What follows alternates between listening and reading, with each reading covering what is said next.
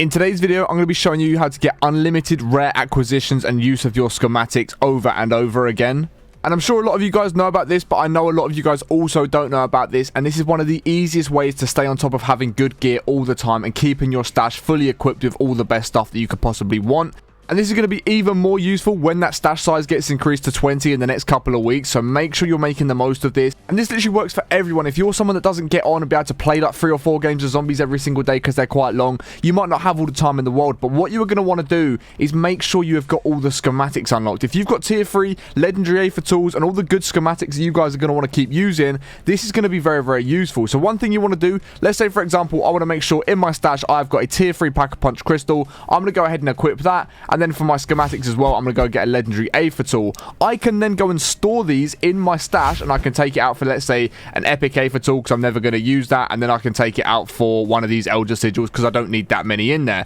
And now if we go back to the stash, as you can see, I have another legendary A for tool and a tier 3 Pack-a-Punch crystal. Now while both of these are cooling down, if I don't play for the next 24 hours, I can get yet another legendary A for tool back into my stash, or in the next 3 days, I can get a tier 3 Pack-a-Punch crystal back into my stash. So you can keep loading up your stash with your schematics, and I know not that many people actually know about this. Because I always have people asking me, Harry, how do you always have so much stuff in your stash? How do you always have this stuff? And it's simply because I do this. If I know I'm not going to be playing for a couple of days, let's say, for example, I'm going away for a weekend or I'm ahead on videos and I don't need to record, I'm just going to come in, I'm going to take my schematics, I'm going to craft them and put them into my stash. Then when that regenerates, I can get another one, put that into my stash. And that's just how you stay on top of having a really good stash and always having good loot to use for your games. This is why I never run out of tier 3 Pack-a-Punch crystals or tier 2 Pack-a-Punch crystals or even the legendary A for tools. As you can see, I've now got 2 legendary A for tools, a couple tier 2 Pack-a-Punch and some tier 3 Pack-a-Punch crystals. And like I said, when that stash size gets increased to 20, you can just load it up 20 different items of legendary A for tools, tier 2 and tier 3 Pack-a-Punch crystals. Maybe you want some A for blade cases, you know, anything of the classified stuff. You might want some of them to keep in there. You can go ahead and do that as well. And this is the easiest way to keep on top of your loot and make sure you've always got a good stash and always could have good loot to load into a game with.